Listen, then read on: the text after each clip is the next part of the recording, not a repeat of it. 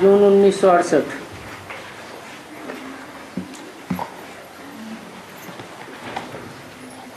कोई म्यूजियम में पूछते होंगे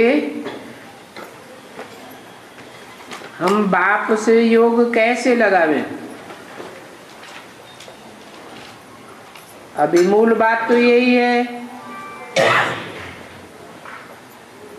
कि परमात्मा से योग कैसे लगावें।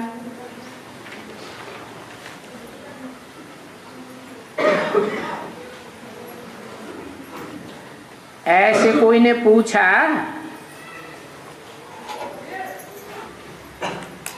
ये है मूल बात समझने की, और है भी भारत का प्राचीन योग मशहूर।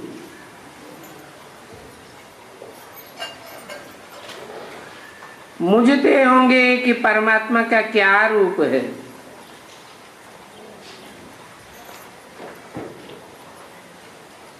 वो परम पिता है, उस बाप को हम कैसे समझें, ये मुख्य प्रश्न पूछते होंगे।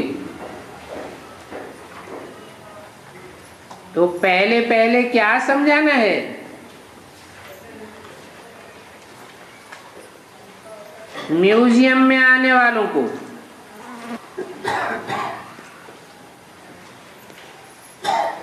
पहले पहले समझाना है कि तुम आत्मा ज्योति बिंदु हो।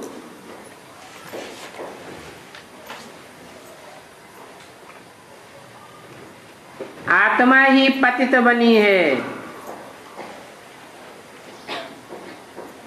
तब पुकारती है, हे पतित पावन बाप।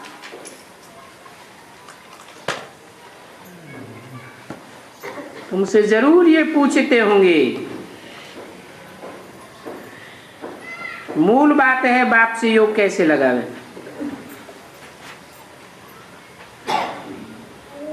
तो तुमको पहले पहले कहना पड़ता होगा अपन को आत्मा समझो न कि शरीर। पहले पहले यह बात समझानी पड़े।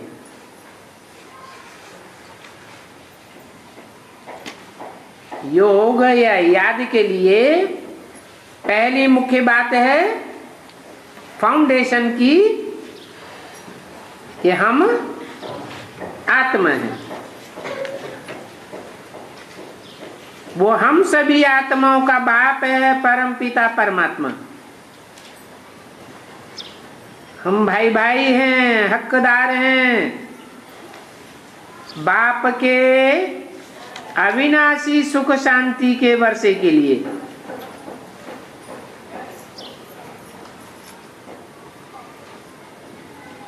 चित्रों पर ये बातें जास्ती चलती हैं बुद्धि में, या सिर्फ चित्रों पर समझाते ही रहते हो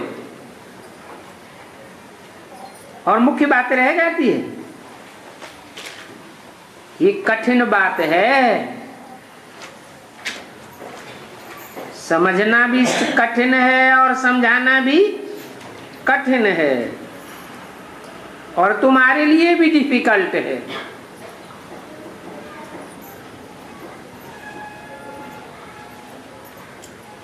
कैसे कहें डिफिकल्ट है, क्योंकि तुम भी याद की यात्रा में ठहर नहीं पाते हो। घड़ी घड़ी बुद्धि तिरक जाती है। अपन को आत्मा समझ बाप को याद करना, क्योंकि वो ही तो पतित पावन है। तो तुम पावन बन जावेंगे। सतयुग में तो निराकारी साकारी दोनों दुनियाएं पवित्र थी। अभी भी निराकारी दुनिया तो पवित्र ही है, बाकी ये साकारी दुनिया कैसी है, अपवित्र है। अभी सवाल है जब दुनिया ही अपवित्र है तो दुनिया में रहने वाले सभी अपवित्र हैं। अब अपवित्र से पवित्र कैसे बने? श्रेष्ठाचारी युग में श्रेष्ठाचारी थे, अभी युग ही भ्रष्टाचारी है, दुनिया ही भ्रष्टाचारी है, तो भ्रष्टाचारी से श्रेष्ठाचारी कैसे बने?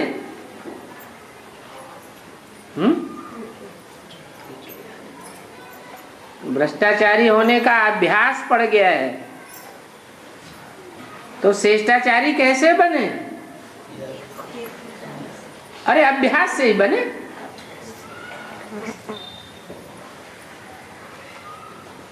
याद के लिए क्या करना पड़े?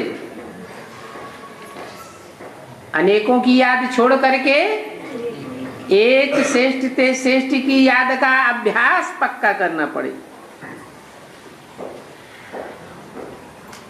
जो श्रेष्ठ ते श्रेष्ठ है और श्रेष्ठाचारी बनाने वाला है, वो लोग तो जरूर पूछेंगे हमें रास्ता बताओ, हम बाप के नजदीक कैसे पहुंचे। नजदीक पहुंचने का मतलब कोई कंधे पर सवार होना नहीं है। बाप जिस मनुष्य तन में मुकर्रर रूप से आता है, उसका जो ऊंचे से ऊंचे पद बनता है, स्टेज बनती है, उस स्टेज के नजदीक से नजदीक कैसे पहुंचे। भक्ति की जाती है भगवान को पाने के लिए, तो बच्चों को ज्ञान की इस मुख्य बात पर ले आना चाहिए। झाड़ की समझानी तो बहुत सहज है। पहले ये सिखाना चाहिए हम बाप के बच्चे हैं, अभी अपवित्र हैं, तो पवित्र बन पावन दुनिया के लायक कैसे बने? क्योंकि यहां तो इस दुनिया में पावन एक भी नहीं है, और सर्व को पावन बनाने वाला एक ही बाप है। वो सभी आत्माओं का बाप कहते हैं, सिर्फ मुझे याद करो तो तुम तमो प्रधान से सतो प्रधान बन जाओगे। ये अब विचारी याद कराना है, बेहद के बाप से डायरेक्ट कनेक्शन रखवाना है।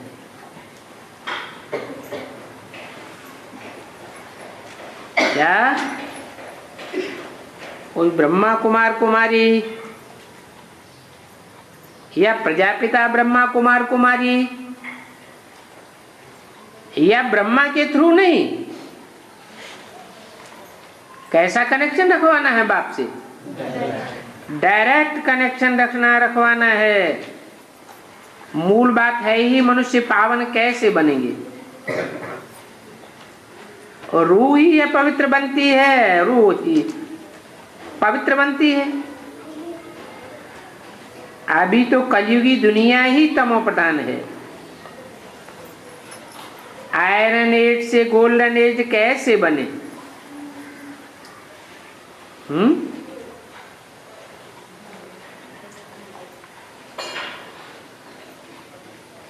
पहले 5 तत्व और 5 तत्वों से बनी हुई स्थूल चीजें पावन बनेंगी,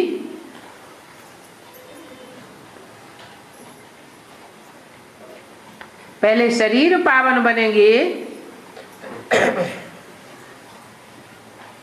या शरीर में रहने वाली इंद्रियां पावन बनेंगी। इंद्रियों में भी कर्मेंद्रियां पहले पावन बनेंगी या ज्ञानेंद्रियां पहले पावन बनेंगी।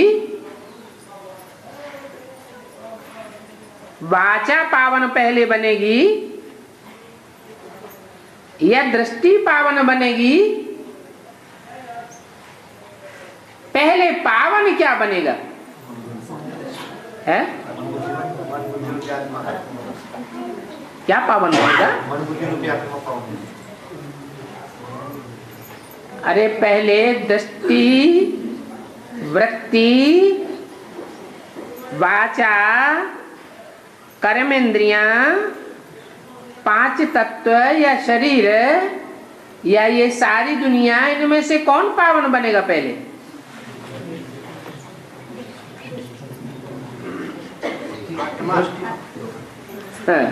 आत्मा पावन बनाने के लिए संग का रंग चाहिए ना।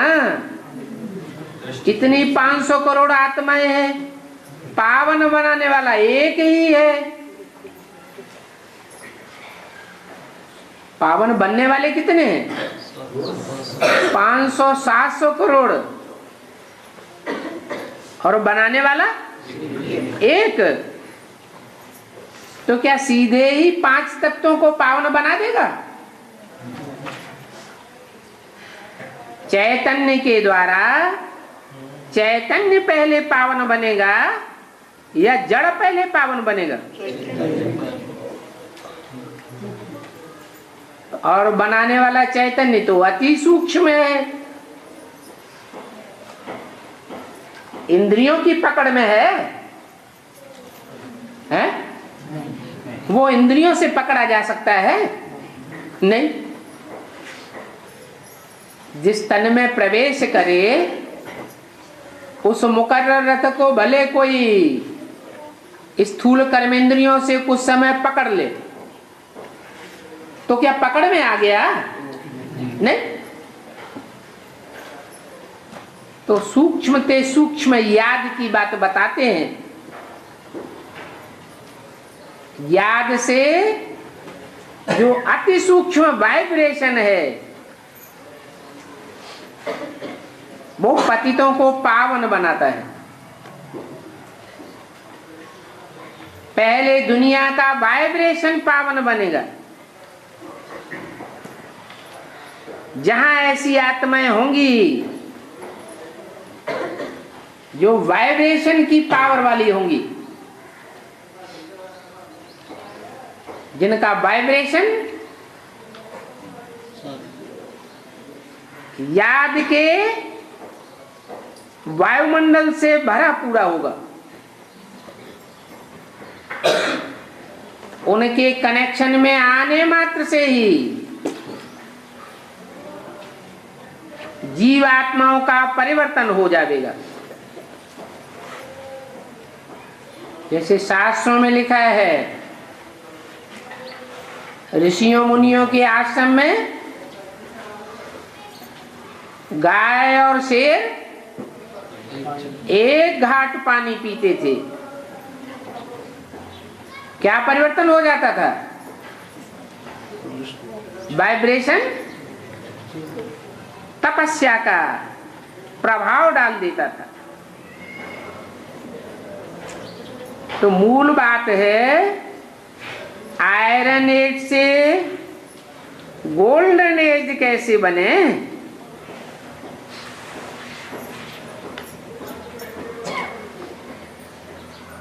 आधा कल्प पावन बने हैं, फिर आधा कल्प पतित बने। और ये है ईश्वरीय मिशन। अभी हम ईश्वरीय परिवार के हैं। इस ईश्वरीय परिवार में सबका बाप तो ईश्वर है ना? है? कौन है? कोई पार्शलिटी करने वाला शासन करता है या ऊंचते ऊंचे है? ऊंचते ऊंचे आत्माओं का बाप है। वो आत्माओं के आगे पीछे के जन्मों को जानता है या नहीं? जानता है। तो पार्शलिटी करने का सवाल नहीं है। पहले पहले ईश्वरीय परिवार जरूर चाहिए, जो बाप ईश्वर आकर के पढ़ा दे।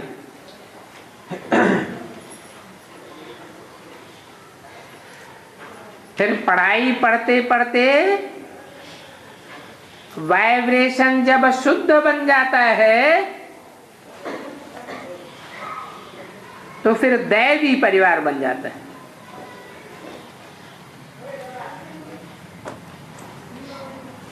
अब ईश्वर कैसे पढ़ाते हैं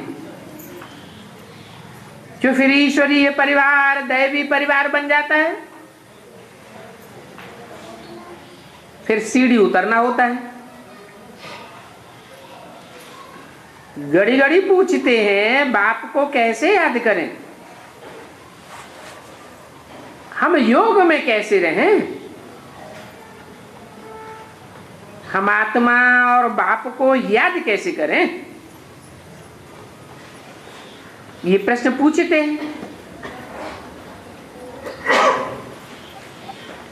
बोलो तुम पावन बनेंगे ही बाप को याद करने से। पहली बात ये है, इसके लिए क्या करना पड़े? बाप को याद करने से ही पावन बनेंगे, तो इसके लिए फिर करना क्या पड़े? पहली बात नहीं, याद कैसे आएगी? कोई को कह दो बाप को याद करो तो करेगा? क्या करना पड़े? है? हाँ, उसको परिचय देना पड़े कि वो बाप किसका है और तुम कौन हो। पहले अपन को और बाप को जानो, तब बाप की याद ठहरेगी। पावन बनने के लिए बाप को याद करना पड़े। जब बाप को जान जावेंगे तो फिर और बातें तुम आप ही जान जावेंगे। क्या? बाप को जाना माना सब कुछ जाना। तुम राजयोगी हो तो औरों को भी रास्ता बताना है। मूल है ये बात याद की। बाकी और ढेर बातों में जाने से फायदा नहीं है। एक की ही अव्यभिचारी याद आनी चाहिए। साधु संत महात्माएं तो अंधश्रद्धा का भक्ति मार्ग सिखलाते हैं, कहते हैं परमात्मा सर्वव्यापी। तो सर्व के अंदर एक वाइब्रेशन होंगे, एक जैसी दृष्टि होगी, एक वैसी वृत्ति होगी, या अलग अलग होगी? फिर अशांति बढ़ेगी या शांति बढ़ेगी? फिर तो और ही अशांति हो जाएगी। तो ये साधु संत आदि तो भक्ति मार्ग की बातें सिखाते हैं। बाप खुद कहते हैं अब मुझे याद करो तो तुम्हारे विकट विनाश होंगे, और मैं एक व्यापी बनकर आया हूं तो तुम्हारी बुद्धि एक ठिकाने लगेगी।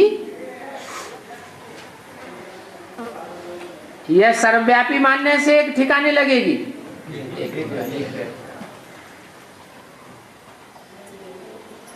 बाप कहते हैं, ब्रह्मा के आर्गंस द्वारा कहते हैं, और कहते कौन हैं?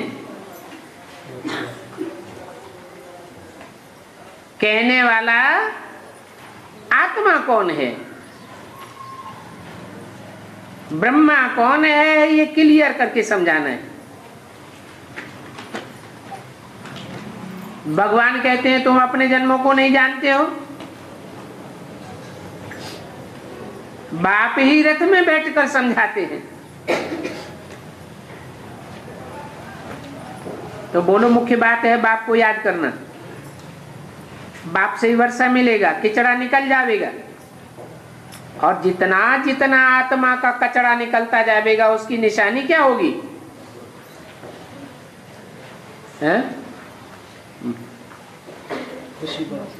आत्मा की खुशी बढ़ती जाएगी। तुम सभी इस बात में मुझते हो, याद ही भूल जाती है। बल नौकरी आदि करते हो तो ये याद आना चाहिए हमें अपने घर जाना है। कौन से घर में? विनाशी घर जाना है, वो याद आना चाहिए या अविनाशी घर याद आना चाहिए? तो बुद्धि में आवेगा कि बाकी अभी थोड़ा समय बचा है, भविष्य के लिए अभी बाप को याद करना है। तुमको और कोई भी योग आश्रम आदि में नहीं जाना है। जानते हो अभी सबके 84 जन्म पूरे हुए,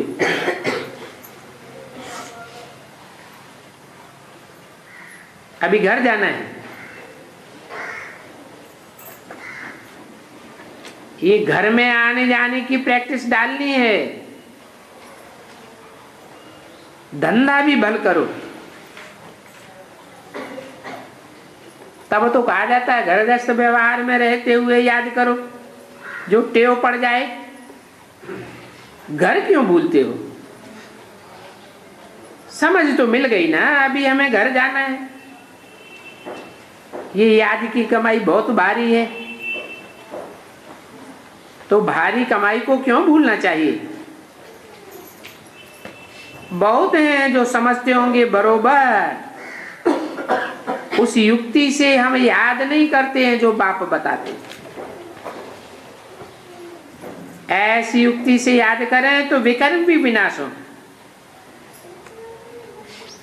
अभी तो योगेश्वर बच्चों को योग सिखाते हैं। क्या सिखलाने वाला? योगियों का ईश्वर है, शास्त्रों में बहुत प्रसिद्ध है। कौन है योगीश्वर? योगी राज भी कहते हैं, योगेश्वर कहते हैं। कौन है? कृष्ण को भी योगी राज कहते हैं, शंकर को भी योगीश्वर कहते हैं, और ब्रह्मा के बड़े पुत्र को भी, सनत कुमार को भी योगीश्वर कहते हैं। तो तीनों एक ही हैं या अलग अलग हैं? अलग अलग। तीन तीन योगीश्वर हो गए क्या?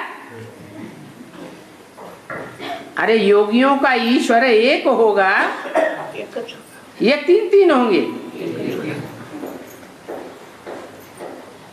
अपने साथ योग सिखलाते हैं। ये नहीं कहते तीन के साथ योग रखो। अच्छा, मीठे मीठे सिकिल दे बच्चों को रूहानी बाप दादा का याद प्यार, गुड नाइट।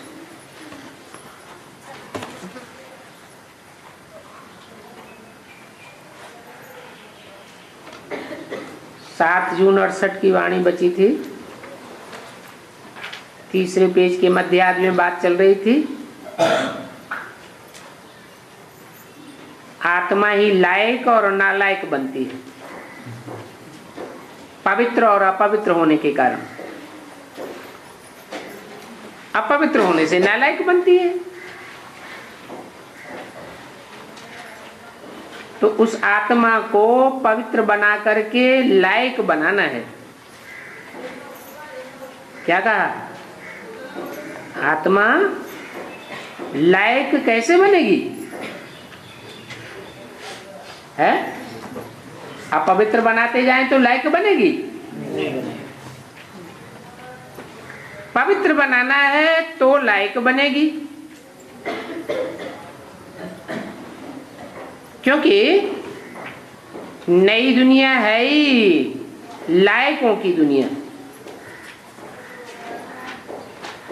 और ये पुरानी दुनिया है नालायकों की।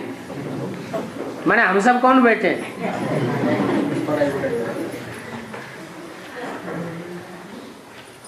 कहेंगे हम नालायक से लायक बनने के लिए पढ़ाई पढ़ रहे हैं। नालायक नहीं है। अगर नालायक हो तो पढ़ाई पढ़ेंगे ही नहीं।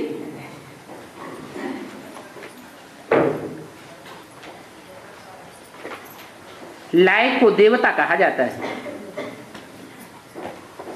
कि देवता बनाना तो एक ही बाप का काम है, और वो सारी सृष्टि को हेल से हेवन बनाए देते हैं। मनुष्यों को ये पता ही नहीं है हेवन क्या होता है, उनको मालूम ही नहीं है कि हम हेल में बैठे हैं या हेवन में बैठे हैं। बड़ी बड़ी महल माड़ियां अटारियां मोटर कार हवाई जहाज में बैठे हैं, तो क्या समझते हैं हम तो यहीं स्वर्ग में हैं, और हवाई जहाज गिरा तो क्या पता चलता है नरक है कि स्वर्ग है। अरे हेवन कहा जाता है देवी देवताओं की राजधानी को। सतयुग में देवी देवताओं का राज्य होता है। अभी तुम समझते हो सतयुग नई दुनिया में हम ही राजभाग करते हैं, और 84 जन्म भी पूरे हमने लिए हैं। क्या कहा हमने, माने किसने? जो पक्की देव आत्माएं हैं उन्होंने कितने जन्म लिए? पूरे 84 जन्म लिए हैं। हम ही सतो प्रधान थे, फिर तमो प्रधान बने, अभी फिर बाप हमको सतो प्रधान बनाते। हमने कितनी बारी राज्य लिया है, फिर कितनी बारी गवाया है, ये बात भी तुम जानते हो। तुमने किसकी मत से राज्य लिया? राम बाप की मत से तुमने राज्य लिया है, और रावण की मत से तुमने राज्य गंवाया है। अभी फिर ऊपर चढ़ने के लिए तुमको राम मत मिलती है। ये नहीं, क्यों नहीं कहा जाता शिव मत मिलती है, हैं? राम मत क्यों कहा जाता है? राम मत, रावण मत, राम राज्य, रावण राज्य क्यों कहा जाता है? शिव मत या शिव राज्य क्यों नहीं कहा जाता है? क्योंकि शिव तो बिंदी का नाम है। बिंदी मत कैसे देगी? बिंदी जरूर पहले राम के 84 जन्म के अंतिम चोली में प्रवेश करे, तब मत दे। तो तुमको राम मत मिलती है, गिरने के लिए राम मत नहीं मिलती है।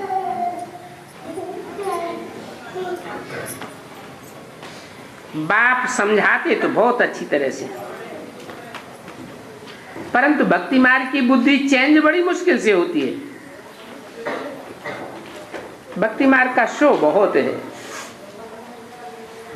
और वो भक्ति मार्ग दुब्बण है, दलदल है, एकदम गले तक दुब्बण में डूब पड़े हैं। इसे भक्ति मार्ग को दुब्बण कहा जाता है। और सारी सृष्टि के मनुष्य मात्र दुब्बण में फंसे हुए हैं। बाप कहते हैं जब सभी का अंत होता है तब फिर मैं आता हूं। सबके अंतिम जन्म में मैं आता हूं। मैं आकर के इन बच्चों द्वारा ही कार्य कराता हूं, जो बाप के साथ सर्विस करने वाले ब्राह्मण ही बनते हैं।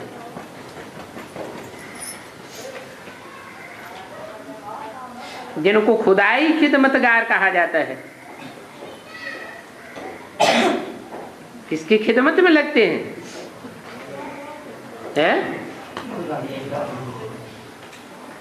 कोई शैतान की बातों पर नहीं चलने वाले हैं, नहीं तो शैतान के खिदमतगार कहे जाएं। किसकी बातों पर चलने वाले हैं? एक खुदा की खिदमत करने वाले हैं। और ये सबसे अच्छी खिदमत है, बाप की श्रीमत पर चलना। श्रीमत बच्चों को मिलती है कि ऐसे ऐसे करो, फिर उस श्रीमत पर चलने वालों में नंबरवार हैं जो छांट छांट कर निकलेंगे। ये भी नई बात नहीं है, है? श्रीमत पर चलने वाले सब एक जैसे होते हैं क्या? कोई आज अंजाम करते हैं और कल अंजाम को तोड़ देते हैं।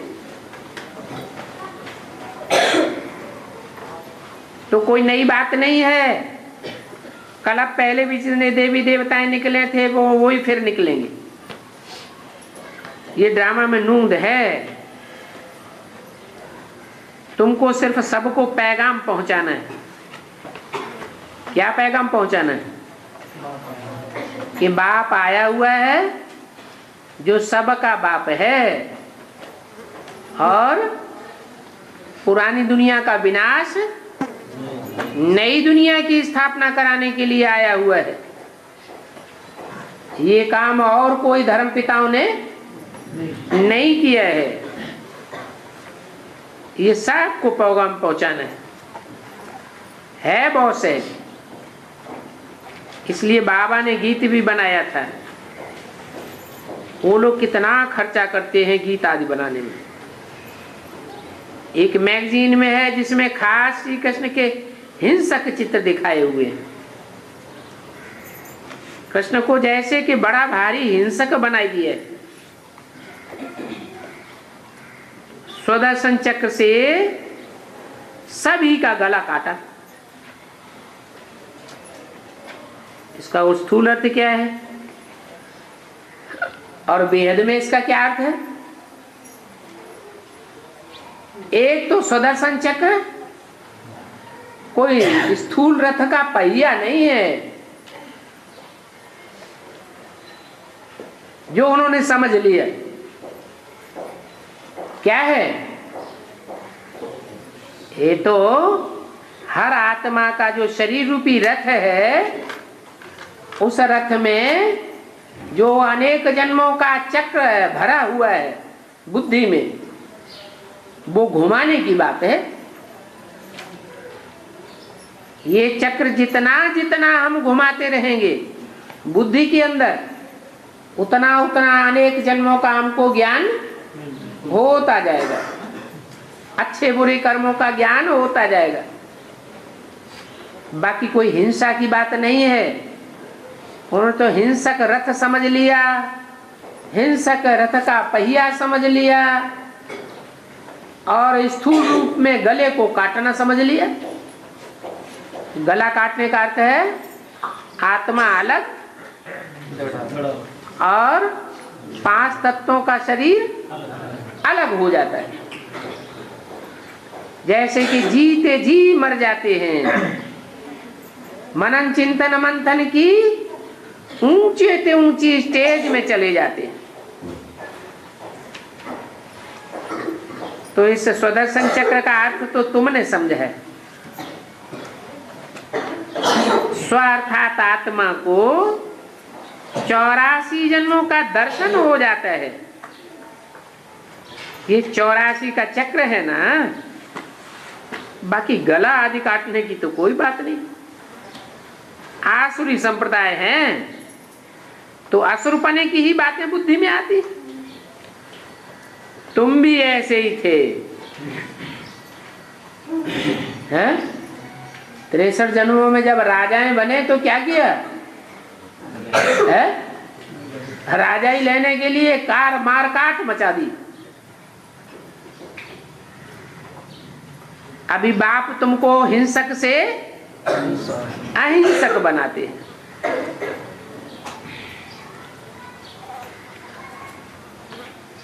ये आसुरी संप्रदाय की बातें हैं, भक्ति मार्ग में बताई है। बाकी श्री कृष्ण कोई चक्र थोड़े ही फिराता है जिसमें आसुरी दुनिया खलास हो जाए। ये सभी दंत कथाएं हैं, भक्ति मार्ग है ना। और भगवान तो आते ही हैं कल्प कल्प के संगम युग पर, जबकि भक्ति का फुल फोर्स होता है। बाप आकर के सभी को ले जाते हैं। तुम पर अभी अविनाशी वृक्षपति की दशा है। सभी स्वर्ग में जाते हैं और फिर पढ़ाई में नंबरवार तो होते ही हैं। तो कोई पर मंगल की दशा बैठती है, कोई पर राहु की दशा भी बैठती है। अच्छा, बच्चों को गुड मॉर्निंग। ओम शांति। 8 जून 1968 प्रदर्शनी का समाचार जो जिस पार्टी को समझाते हैं, बाबा को बताने से बाबा फिर राय देंगे कि ऐसे ऐसे भी समझाना चाहिए। पहले पहले तो बाप का पूरा परिचय देना है। क्या? नहीं तो क्या करते हैं, बाप का परिचय थोड़ा देते हैं और 4 चित्रों की डिटेल में जास्ती चले जाते हैं। अलफ नहीं समझा तो फिर बे पेट एते से जिमचे ये सब समझाना फालतू हो जाता है। दुनिया भर की बातें समझाते रहते हैं। तो बाप का परिचय पक्का पक्का समझाना है। दिल तो सबकी होती है हम आगे की बातें समझाएं, परंतु बाबा कहते हैं आगे का डिटेल बाद में समझाना, पहले पहले अलफ।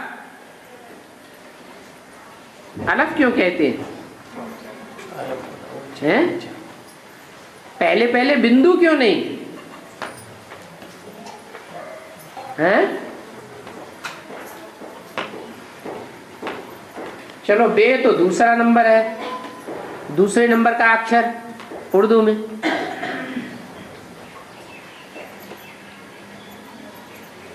बिंदी तो मुख्य है कि नहीं है? मैं आत्मा क्या हूं? बिंदी हूं। परंतु जो भी बिंदु बिंदु आत्माएं हैं, उन बिंदु बिंदु आत्माओं का बाप कौन है?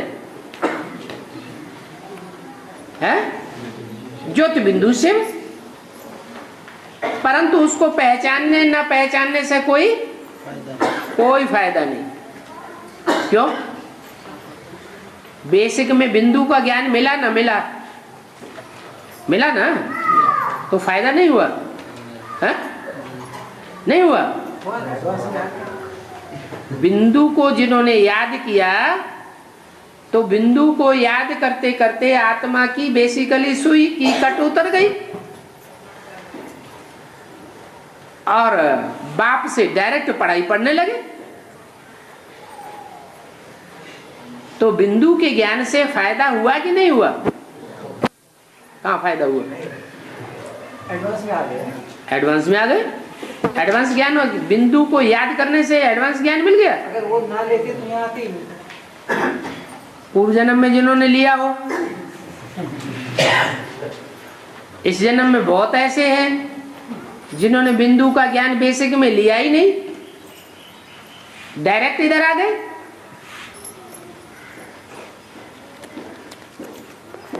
तो बिंदु परमधाम में सभी आत्माएं किस रूप में होती हैं? बिंदु बिंदु रूप में। परंतु वहां शरीर नहीं होता है, इसलिए आत्मा जड़वत है या चैतन्य है? जड़वत है। जड़वत की कोई वैल्यू नहीं होती। वो जड़ आत्मा जब तक शरीर में प्रवेश न करे तब तक उसकी कोई वैल्यू नहीं होती। इसलिए बताया कि बिंदी बिंदी बिंदी बिंदी सैकड़ों बिंदियां रख दो, कोई कीमत नहीं। क्या? जब तक 1 2 3 4 8 9 जो अंक हैं, उन अंकों को नहीं रखेंगे जीरो के साथ, तो जीरो की कोई वैल्यू नहीं है। तो बताया अलफ का परिचय पहले पहले देना है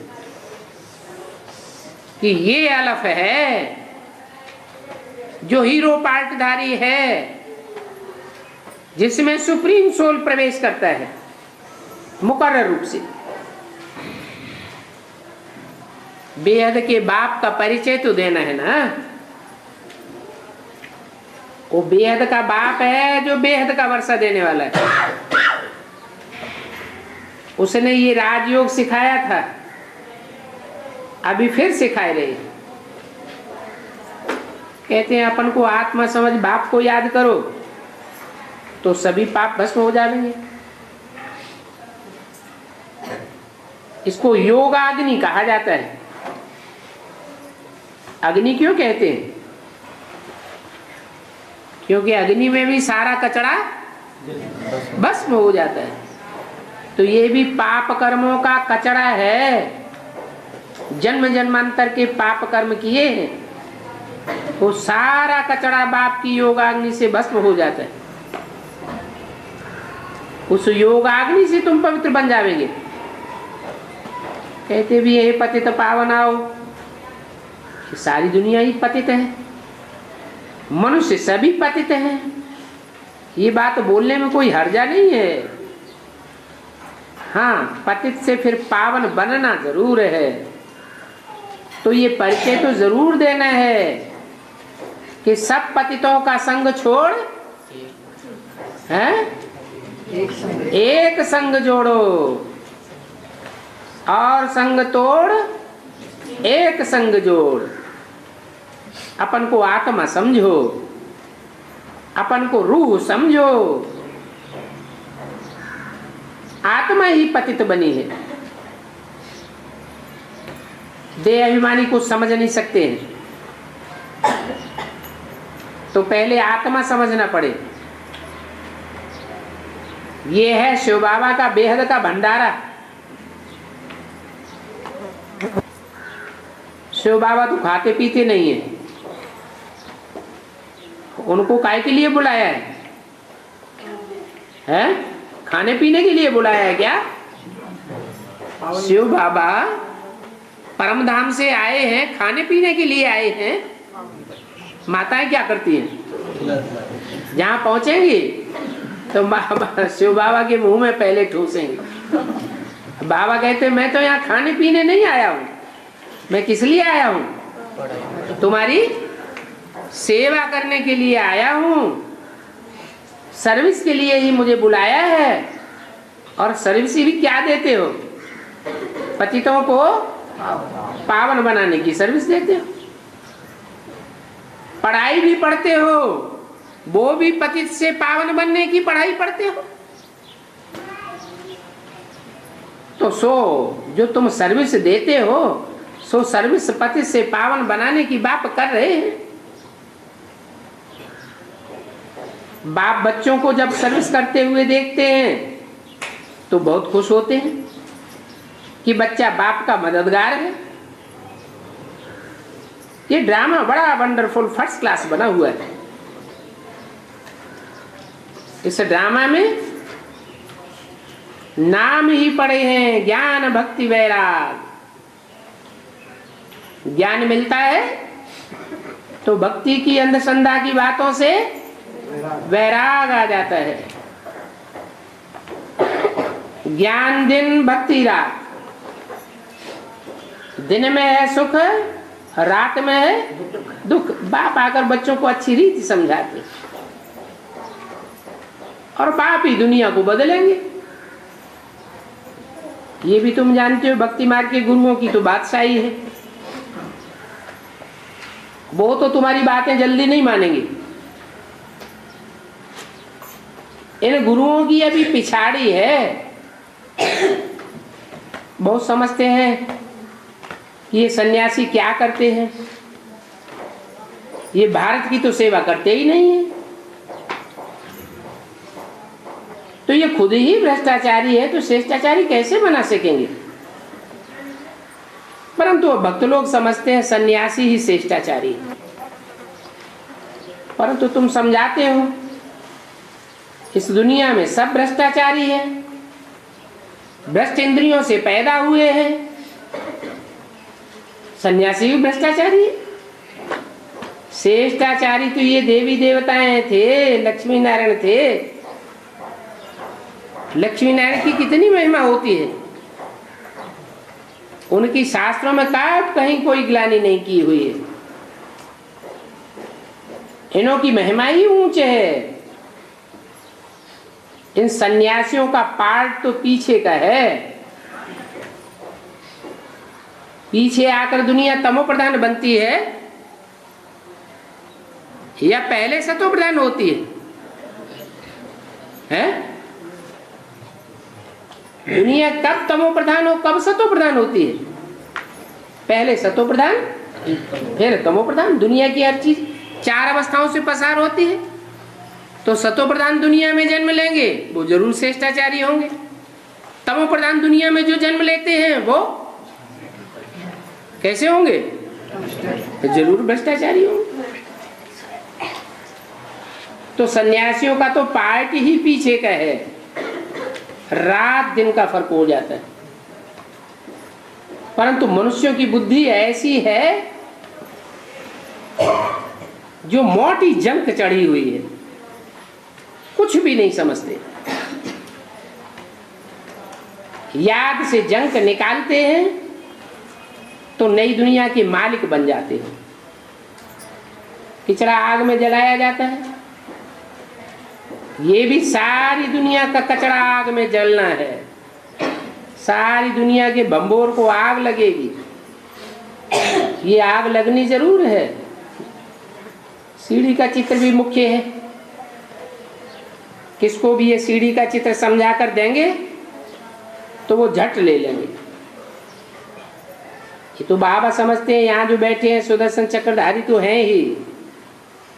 बाबा की याद आने से दैवी गुण भी धारण करना है।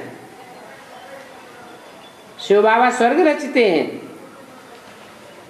तो बाबा की याद से स्वर्ग के गुण जरूर आवेंगे।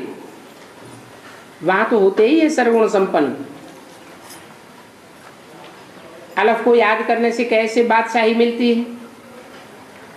देवताएं होते ही है सर्वगुण संपन्न।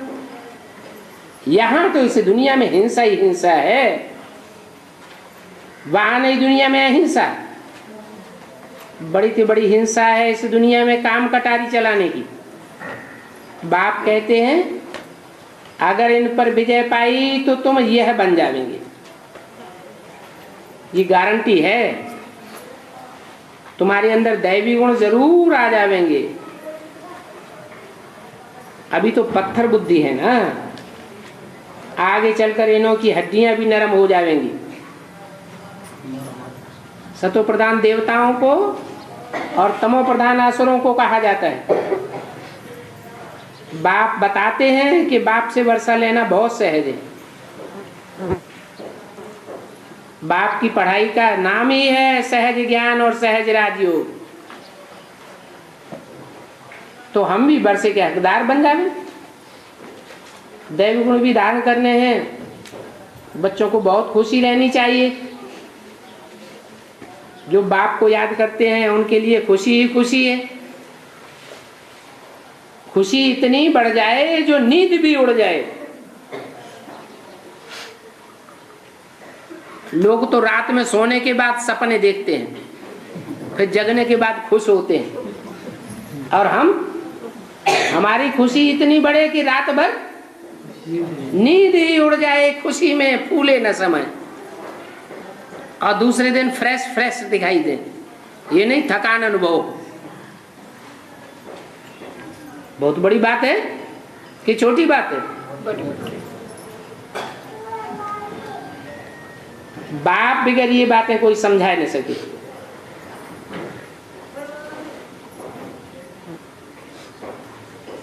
खुशी धन में होती है।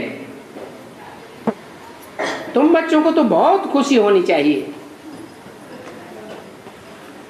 खुशी जैसी है खुराक नहीं।